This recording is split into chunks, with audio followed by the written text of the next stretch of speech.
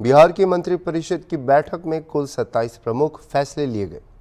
Cabinet सचिवालय के अपर मुख्य सचिव ने प्रेस कॉन्फ्रेंस कर लिए गए फैसलों के बारे में बताया। आइए देखते हैं इस वीडियो को। आज मंत्रिपरिषद ने 27 एजेंडों पे अपना निर्णय लिया है। 27 सबसे पहला है कि जो जल जीवन हरियाली अभियान है 27। तो जल जीवन हरियाली अभियान है, यह जल संसाधन विभाग का था। इसके अंतर्गत टर्नकी के आधार पर औरंगाबाद, डेयरी, सासाराम शहरों के लिए सोन नदी में उपलब्ध सतही जल जो सरफेस वाटर है उसके माध्यम से जो पेयजल उपलब्ध कराने का निर्णय लिया है। इसमें 1,347 करोड़ 32 लाख रुपए व्यय होंगे।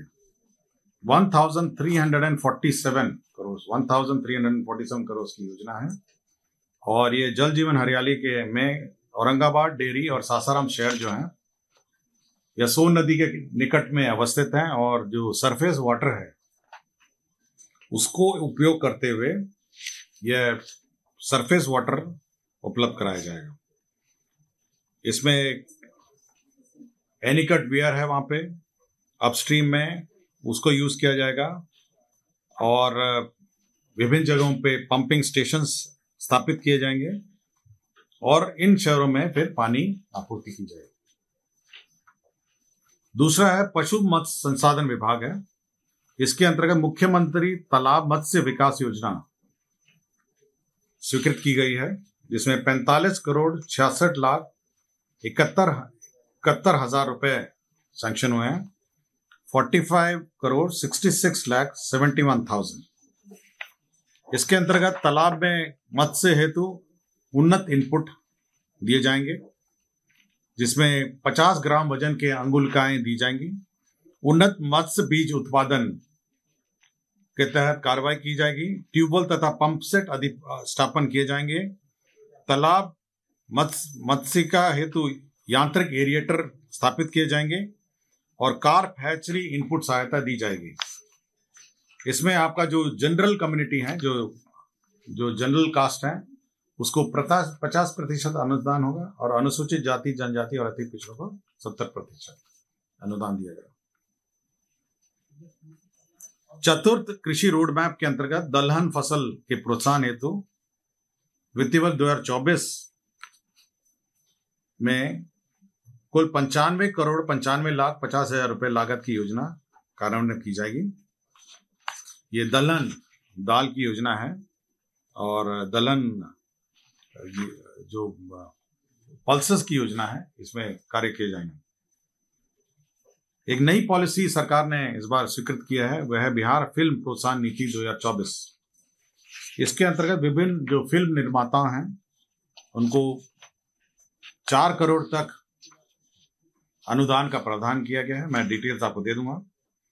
इसमें सिंगल विंडो के प्रावधान किए गए हैं, सिंगल विंडो क्लियरेंसेस के, ताकि राज्य में फिल्म शूटिंग को प्रोत्साहन मिल सके और राज्य में जो फिल्म निर्माता हैं यहाँ पर स्थानीय भाषा, हिंदी भाषा और अन्य भाषाओं में फिल्म शूटिंग कर सके।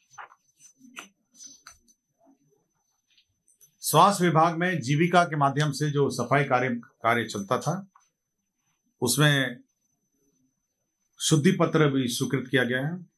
इसमें जीविका को 1 रुपये 20 पैसा प्रति वर्ग मीटर प्रति माह अंकित हो गया था। इसको संशोधित करते हुए 1 रुपये 20 पैसा प्रति वर्ग मीटर प्रति दिन इसका करेक्शन किया गया है। तो हर जो जीविका ग्रुप हैं जो अस्पताल परिसर में सफाई करेंगी, वो 1 रुपये 20 पैसा प्रति वर्ग मीटर प्रति दिन उनको भुगतान किया जाएगा। शिक्षा विभाग के अंतर्गत भागलपुर अंतर्गत विक्रमशिला विश्वविद्यालय जो ऐतिहासिक स्थल है, वहां पे सेंट्रल यूनिवर्सिटी की स्थापना हेतु 205 एकड़ भूमि चिन्हित की गई है, 205 एकड़। और इसके लिए जो लैंड एक्विजिशन का कॉस्ट है वह 87 करोड़ 99 लाख 81,355 रुपए इसमें निहित है। तो लैंड एक्विजिशन एक सेंट्रल यूनिवर्सिटी भी बनेगी। पहले ही आपको जानकारी हो, 2 सेंट्रल यूनिवर्सिटीज हैं, एक गया में है, एक मोतिहारी में है।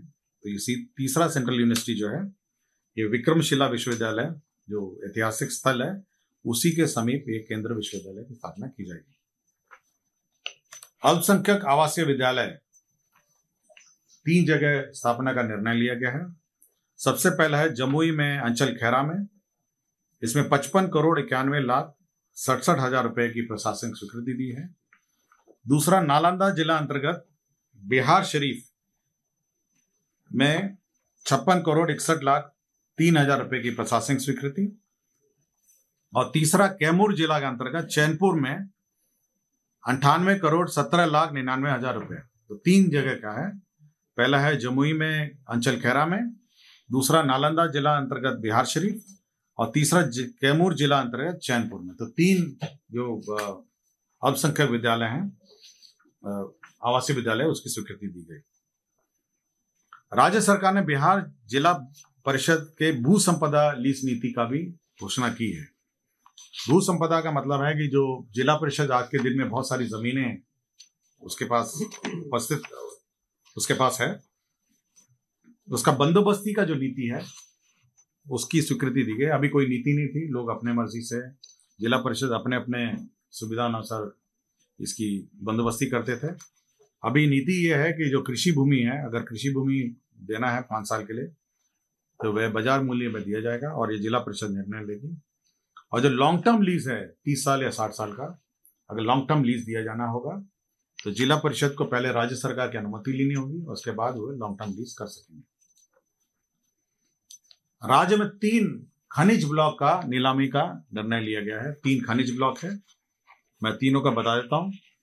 एक आपका जमुई में मजोस में मैग्नेटाइट आयरन ओर का है और भंटा मैग्नेसाइट है, ये जमुई में है और भोरा कटरा लाइमस्टोन ये रोहतास में है। तो 3 जो लाइमस्टोन का ब्लॉक है इसकी नीलामी होनी है।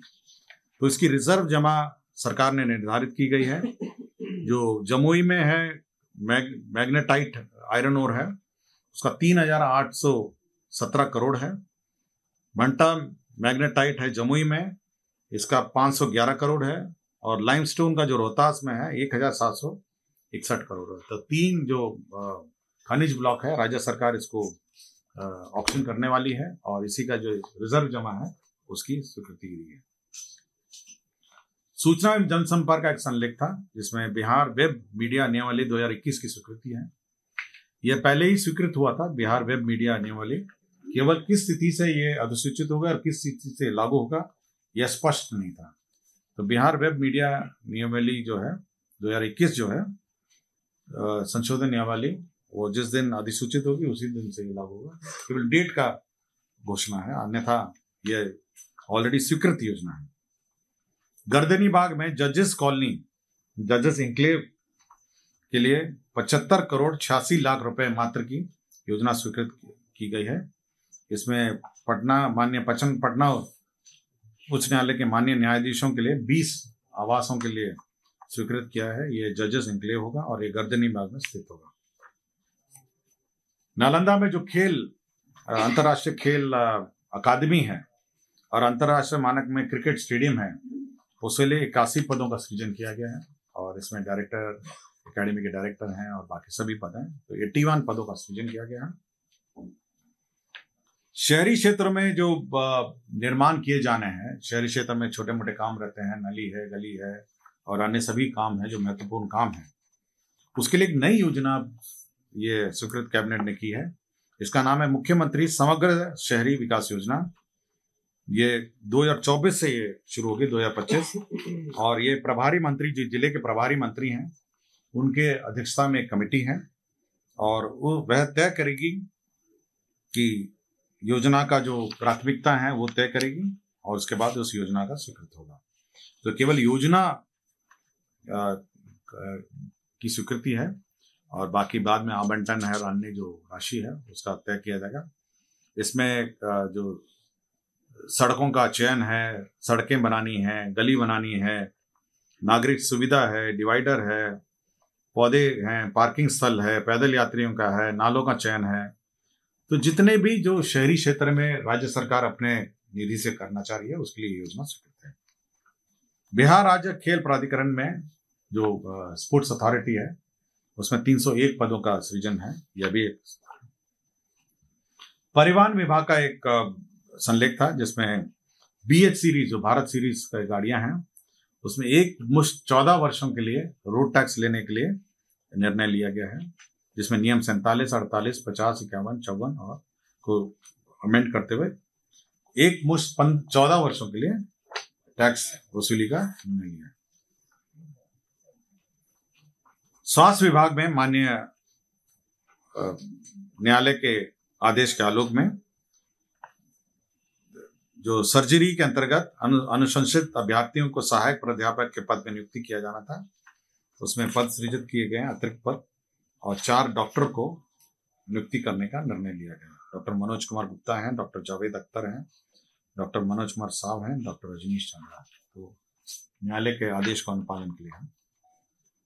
बिहार सड़क सुरक्षा परिषद के अंतर्गत लीड एजेंसी के लिए संविदा के आधार पर स्वीकृत लेखा पदाधिकारी रोकड़पाल, इसमें 2 पद थे।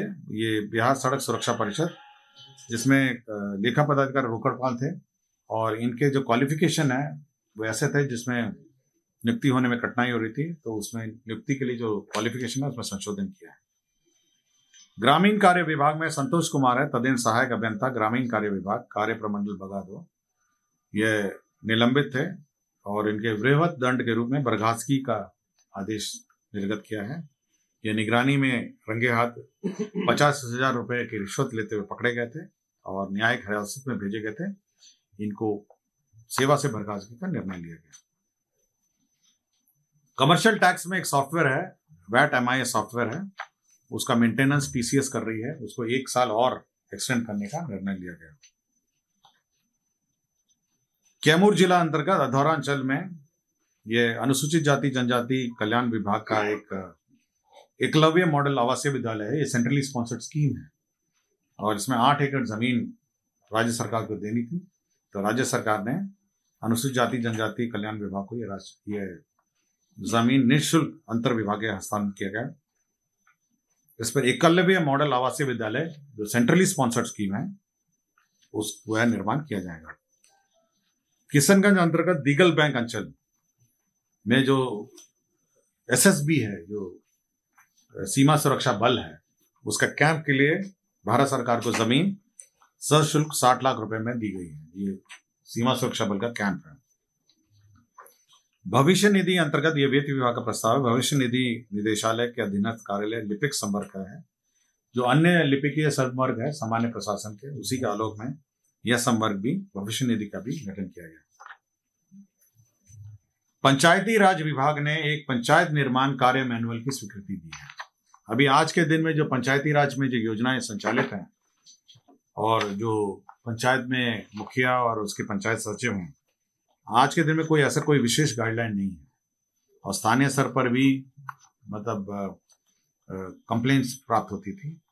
अब यह है कि 15 लाख के अंतर्गत जो राशि है, जो एस्टिमेट्स होंगे, उसका कार्यान्वयन कैसा होगा, उसमें जो स्थानीय अभिकर्ता हैं उनका पैनल बनेगा, उनके बीच में बिड होगा और उसके बाद उनका अवार्ड होगा। और 15 लाख से ऊपर जो है जो बिड होंगे वह उसका रेगुलर बिड होगा। 15 लाख के नीचे भी जो राशि है उसमें सुरक्षा सिक्योरिटी डिपॉजिट क्या होगी, EMD क्या होगी, ऑनलाइन पेमेंट की क्या व्यवस्था होगी, तो पूरा डिटेल है जो पंचायती राज निर्माण कार्य मैनुअल है उसकी स्वीकृति दी गई है। दूसरा है कि मान्यता प्राप्त राजनीतिक दलों के कार्यालय एवं आवंटन, तो आवासीय जो है वो हर 2 साल में उसका एक्सटेंशन होता था। मतलब जो पॉलिटिकल पार्टीज को आवास या जो कार्यालय आवंटित होते थे, तो अब वो हर 2 साल का जो बंदेज है उसको हटा दिया गया है और अब ये बाध्यता 2 साल की नहीं रहेगी। अब तो जब तक उसकी मान्यता रही, मतलब अब तो अभी हमको नहीं पता, लेकिन हम केवल कैबिनेट का निर्णय आपको बता रहे हैं। और डॉक्टर IS ठाकुर हैं, प्राध्यापक एवं प्रभारी अधीक्षक पटना चिकित्सा महाविद्यालय अस्पताल। तो संविदा पे इनकी नियोजन PMCH में संविदा पर नियोजन 31/1/2025 तक करने का निर्णय लिया।